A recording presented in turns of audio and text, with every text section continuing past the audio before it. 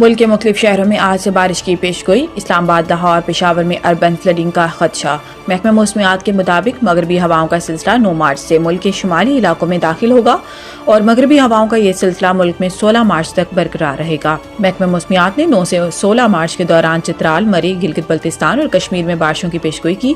محکمہ موسمیات نے بتایا کہ 10 مارچ کو اسلام آباد، راولپنڈی، اٹک، جہلم، چکوال، پشاور، چارسدہ اور مردان میں بارش متوقع ہے، جبکہ 12 سے 16 مارچ کے دوران پنجاب کے بیشتر شہروں میں بارشوں کی توقع ہے۔ محکمہ موسمیات کے مطابق 14 اور 15 مارچ کو بلوچستان کے علاقوں میں گرج چمک کے ساتھ بارشوں کا امکان ہے اور بارشوں کے باعث اسلام آباد، لاہور، پشاور، کوئٹہ اور دیگر شہروں میں اربن فلڈنگ کا خدشہ ہے۔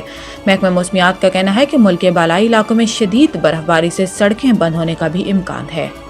پی ٹی آئی پشاور کے اجلاس میں کے پی حکومت کی کارکردگی پر اظہار عدم اطمینان احتجاج کا عدلیہ۔ پی ٹی آئی کی چند روز قبل ضلعی سطح پر ہونے والے اجلاس کا اعلامیہ جاری کیا گیا، جس میں کہا گیا ہے کہ صوبے میں تیسری بار پی ٹی آئی کی حکومت ہے، لیکن پشاور اب بھی مسائل سے دوچار ہے۔ شہر کے مختلف حلقوں میں ترقیاتی کاموں کو نظر انداز کیا جا رہا ہے۔ اعلامیے میں کہا گیا ہے کہ سیوریج کا نظام تباہ ہے، جس کے باعث بارشوں کے بعد شہر سیلاب کا منظر پیش کرتا ہے۔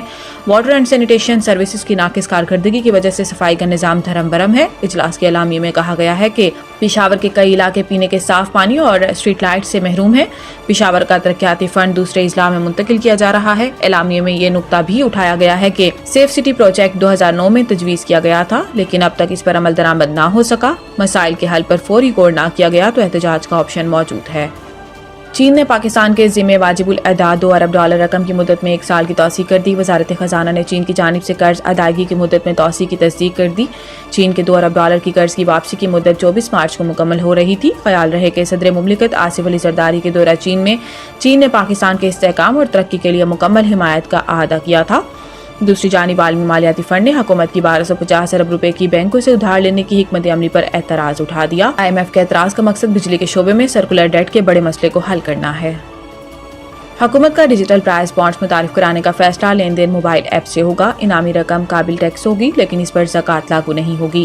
ڈیجیٹل پرائز بانڈز چوری، نقصان یا ضیاع کے خطرات کو کم کرے گا اور یہ اقدام معیشت کو دستاویزی شکل دینے، شفافیت کو بڑھانے اور احتساب کو بہتر بنانے میں معاون ثابت ہوگا۔ آج کے ٹیکنالوجی پر مبنی دور میں ایک نیا سرمایہ کاری کا موقع پیدا ہوا ہے۔ یہ اقدام خاص طور پر اس لیے اہم ہے کیونکہ یہ کاغذ کے بغیر ہے، جس سے پرنٹنگ اور لاجسٹکس کے اخراجات کی ضرورت ختم ہو جاتی ہے۔ اس کے علاوہ چونکہ یہ خریدار کے نام پر رجسٹرڈ ہوتا ہے، اس لیے چوری، نقصان یا ضیاع کے خطرات کم ہو جاتے ہیں۔